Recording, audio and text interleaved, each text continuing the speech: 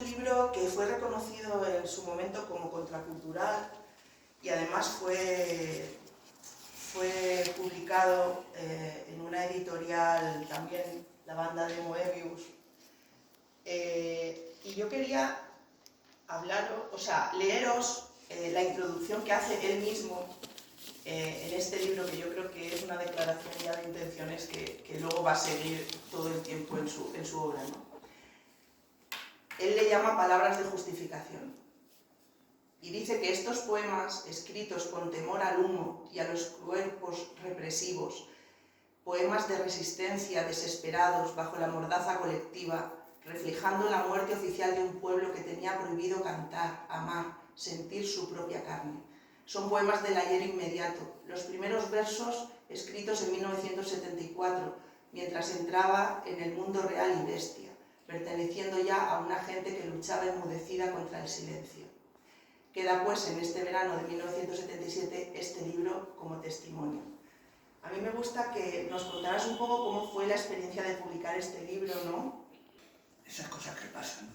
Yo empecé a escribir poesía en el 72 y además empecé a escribir poesía de una forma muy sencilla. Había en CO había un grupo de folk, necesitaban letras y entonces pues yo me dediqué a escribirles 3 o 4 canciones, 3 o 4 poemas que ellos convirtieron en canciones.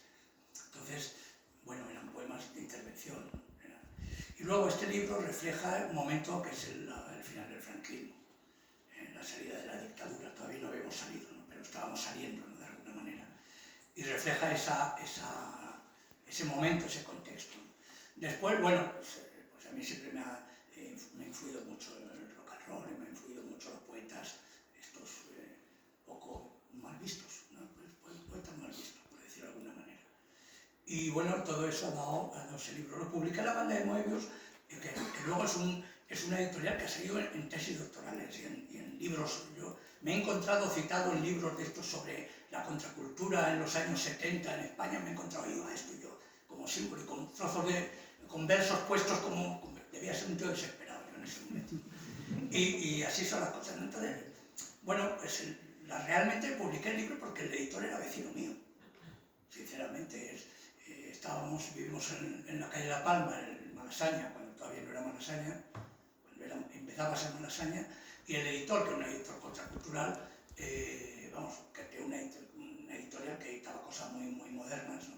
Pues le gustó lo que hice y tal, y como estaba en el gremio, pues me publicó, ¿no?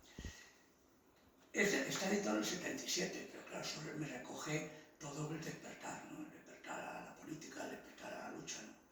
El despertar a la violencia, ¿no? La violencia que se ejercía y que se sigue ejerciendo de otra manera, pero entonces se ejercía contra la juventud, ¿no? Sobre todo, y contra los trabajadores.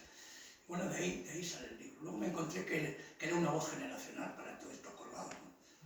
Bueno, pues sí, pues yo también era uno de los vuestros, y entonces pues reflejaba lo que realmente sentíamos. Y esa fue una experiencia muy buena. Ellos no se fiaban mucho de mí porque yo estaba organizado en un partido, y ellos no, ellos eran ácratas, ¿no? Mayoritariamente, porque yo estaba militando en un partido en la clandestinidad. Entonces, pues eso también le daba a mi vida un toque más, más salvaje, ¿no? Más organizado, más clandestino, porque yo creo que la clandestinidad, cuando eres joven, es una de las grandes cosas que le puede pasar a una persona. Actuar de forma clandestina, escribir de forma clandestina, amar de forma